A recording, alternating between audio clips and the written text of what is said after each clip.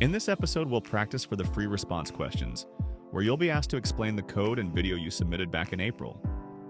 You'll have your 4 PPR screenshots to use as a guide during the exam. According to the College Board, during the exam, you'll answer 2 written questions based on your personalized project reference, covering these key areas: program design, function and purpose, algorithm development, errors in testing, data, and procedural abstraction. The actual free response questions may vary, but we'll do our best to help you prepare for what's ahead. As long as you understand your code and are ready to answer questions about it, you'll be in good shape. We'll walk through the movie recommender example to help you get ready, but make sure to study and review your own submission so you feel confident on exam day. In this example prompt, explain what your program does, how it works, and identify its inputs and outputs. Things are pretty straightforward. We're using a 2022 AP exam prompt as a guide, and we'll keep the answer focused on the program's purpose, how it functions, and its input and output.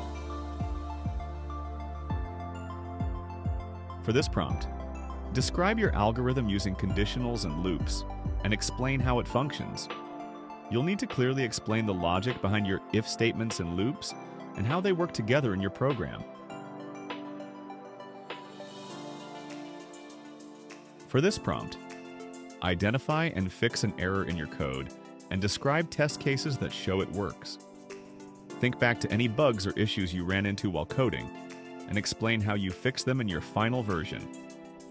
Then, describe the test cases you use to make sure everything works as expected. Lastly, for this prompt, show how you use a list and a procedure to simplify your code and manage complexity. Explain how you created, populated, and used the list to help organize your data and simplify your code.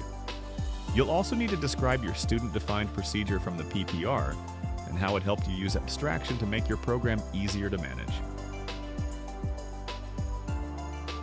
You've got this. You've already done the hard part: coding, recording, and submitting your performance task.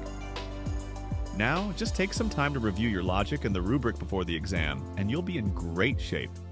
Let's keep it going and get ready for the multiple choice section in the next episode. Be sure to like and subscribe so you don't miss out.